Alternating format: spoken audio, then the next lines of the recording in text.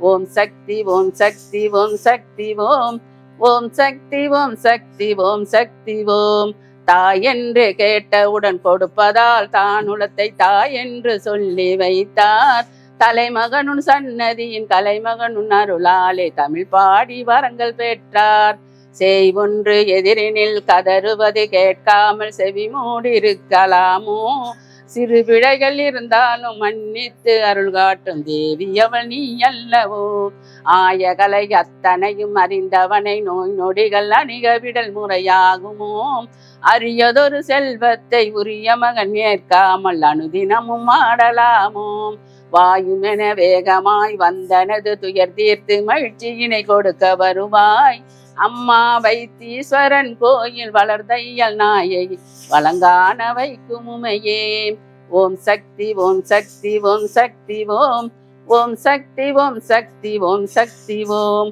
மலை போன்ற செல்வத்தை குவித்து வைத்திருந்து நான் மற்றவர்க்கு உதவ வேண்டும். மழலையின் குணத்தோடு முதுமையிலும் இளமையாய் மகிழ்வோடு வாழ வேண்டும். கலைதவளும் மேடையெல்லாம் பூமாலை அணிந்து நான் கௌரவம் செய்ய வேண்டும். கவி பாடும் எனது குரல் கேட்டவுடன் தெய்வமெல்லாம் காட்சி தந்து அருள வேண்டும். நிலையான புகழ் தந்து உற்றாரும் அற்றாரும் நேசிக்கும் உறவு வேண்டும். நீ எனது துணையாகி நான் செல்லும் பாதைக்கு நேர் வழிகள் காட்ட வேண்டும். வளையாடும் கரத்தடகி பகைவென்று எண்ணாமல் மறுக்காமல் காக்க வருவாய். அம்மா வைத்தீஸ்வரன் கோயில் வளர்தையல் நாயகி வழங்கான வைக்கும் உமையே. ஓம் சக்தி ஓம் சக்தி ஓம் சக்தி ஓம் ஓம் சக்தி ஓம் சக்தி ஓம் சக்தி ஓம். எவருக்கு எது வேண்டும் என்பதை அறிந்து நீ ஏறிட்டு பார்க்கவில்லை. இருகரம் கூப்பியுன் சன்னதியில் நிற்கும் எது கேட்டும் மாறவில்லை.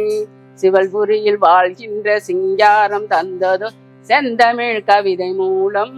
சீர்கொண்ட பதியங்கள் பத்தையும் கேட்டு நீ சிரமத்தை அகற்ற வேண்டும். கவலைக்கு மருந்தாகும் கடவுளே உன்னை நம்பி காலங்கள் போக்கி விட்டே. காப்பாற்ற வேண்டியது முன்பொறுப்பு அல்லாது காசினில் யார் பொறுப்பு? மகன் கேட்டு தாயதும் மறுப்பதில்லை முறையில்லை மனம் இறங்கி வந்து அருள்க. அம்மா வைத்தீஸ்வரன் கோயில் வளர்தையல் நாயகி வழங்கான வைக்கும் உமையே. ஓம் சக்தி ஓம் சக்தி ஓம் சக்தி ஓம் ஓம் சக்தி ஓம் சக்தி ஓம் சக்தி ஓம்.